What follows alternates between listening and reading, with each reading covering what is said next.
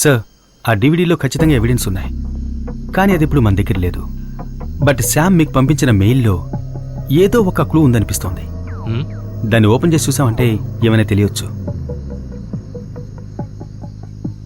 Sir, password Linda Peter.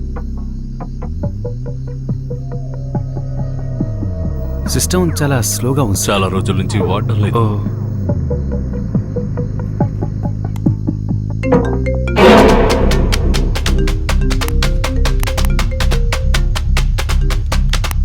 Hello అక్క, ఏంటి ఏమైంది? ఎందుకు ఏడుస్తున్నావు? చెప్పక్క. అడుగుతున్నాను కదా, చెప్పు. సరే సరే, నేను చూస్తాను అక్క, చూస్తాను. సార్, కొంచెం టీవీ ఆన్ చేయండి సార్, న్యూస్ చూడాలి. జెనిఫర్ హత్య ఒక ప్లాన్ మర్డర్ అని సైబర్ క్రైమ్ అధికారి సాయి ప్రసాద్ తెలియజేశారు. ప్రెస్ మీట్ లో ఆయన ఏం చెప్పారంటే, ప్రముఖ రేడియో జోకీ గౌతమ్ కృష్ణ జెనిఫర్ ని చంపి కాలవలో పడేసి కనిపించకుండా తిరుగుతున్నాడు. అతన్ని పట్టుకునేందుకు పిచ్చోడని పట్టం కట్టాడు. నీకు ఈ ఫోటోలో అంతకుడనే ముద్ర వేశాడు. పక్కనున్న అన్నిటికీ వాడే కారణం. ఇన్ఫార్మ్ చేయొచ్చు.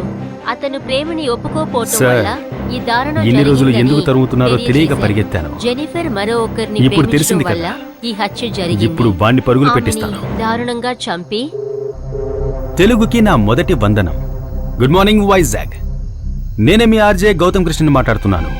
ఇలా మాట్లాడి రాష్ట్రాన్నే ఉత్సాహపరిచే నన్నే పరిగెత్తించావు కదరా. నువ్వే ఫోన్ చేసేలా చేసాను చూసావా? ఇప్పుడైనా తెలుసుకుని నేనెవరను. రేయ్, తెలిసే మాట్లాడుతున్నానురా. నాకే తెలియకుండా నా ఇంట్లో కెమెరాని ఫిక్స్ చేసిన ఒక నీచ్ కమీన్ కుత్తేతో మాట్లాడుతున్నాను. తెలిసే మాట్లాడుతున్నాను. ఇంకా సేపట్లో రాష్ట్రమే అల్లాడిపోయి ఒక న్యూస్ని బయట పెట్టబోతున్నానురా. ఎందుకంటే నువ్వు ఎవరిని పిచ్చివాణ్ణి చేసి ఈ లోకాన్ని నమ్మించావో ఆ పీటర్ గారి ఇంటి నుంచే మాట్లాడుతున్నాను. నా ఇంట్లో ఉన్నానని ఎందుకు చెప్పావు? కాసేపట్లో వాడు వచ్చేస్తాడు.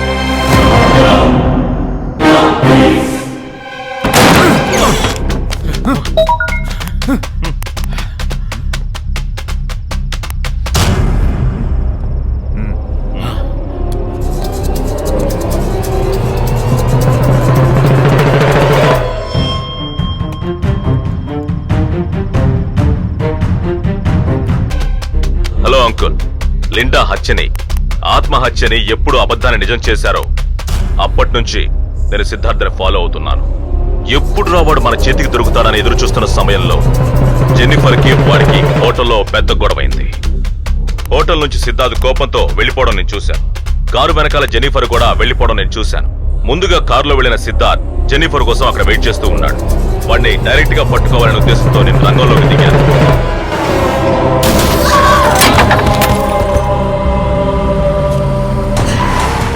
నేను అనుకున్నట్టుగానే తనకి యాక్సిడెంట్ చేసి తన జీవితాన్ని నాశనం చేశాను.